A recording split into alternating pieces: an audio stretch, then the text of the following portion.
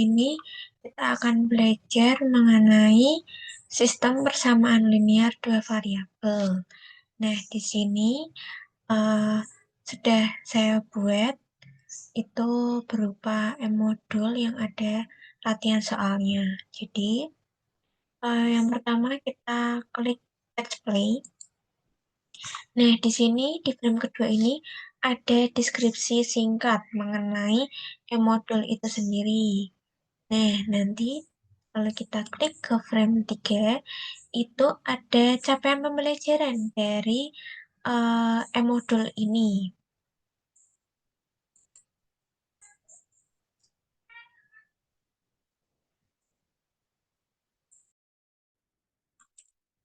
Nah, ketika kita klik, kita akan muncul menu utamanya. Nah, menu utamanya ini berisi dua, yaitu materi dan latihan soal. Ketika materi kita klik, nah, akan muncul pengantarnya seperti ini. Halo teman-teman, sekian seperti itu. Lalu kita next, akan masuk ke sini teman-teman. Jadi kayak mengingat kembali begitu dari materi kelas 7, yaitu adalah SPLSP. Nah, seperti ini di next. Nah, ini ada soal-soal PLSP-nya. Nanti dikerjakan. Lalu di next. Nah, ini dari dikerjakannya itu untuk itu yaitu adalah menyebutkan variabel-variabel yang ada di persamaan ini. Lalu di next. Nah, setelah itu kita akan menyimpulkan. Lalu di next.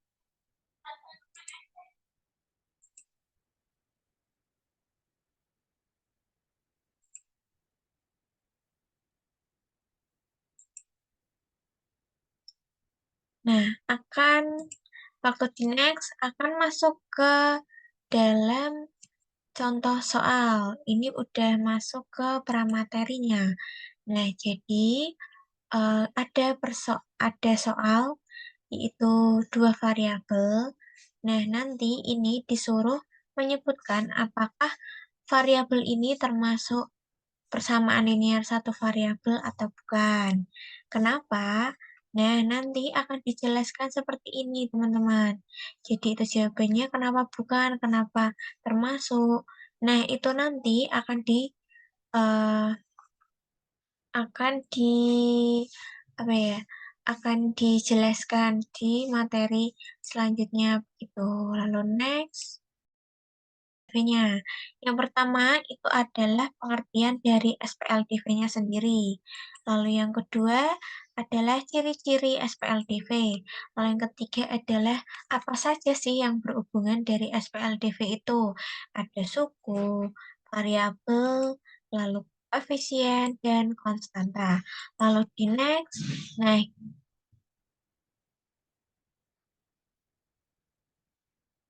Lalu di next, nah kita akan masuk ke bagaimana cara mengerjakan sistem persamaan dua variabel menggunakan sifat kesamaan. Nah, caranya seperti ini. Ini ada contoh soal, lalu kita ada jawabannya. Lalu selanjutnya, itu kita masuk ke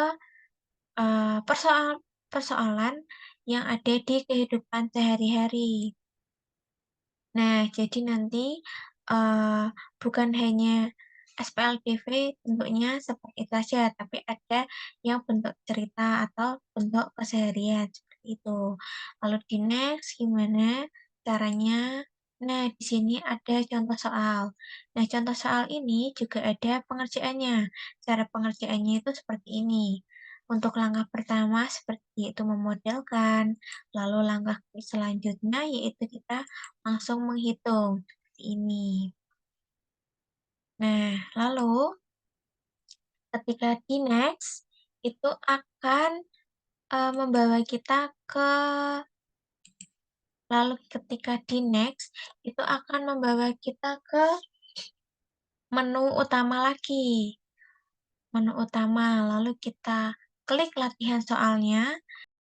Nah, seperti ini latihan soalnya. Nah, ini ada latihan soal berupa game, ya game, ada 3 soal, nanti di-scan bisa, gitu. Nah, sekian video penjelasan mengenai hasil pemrograman komputer saya. Sekian dan terima kasih.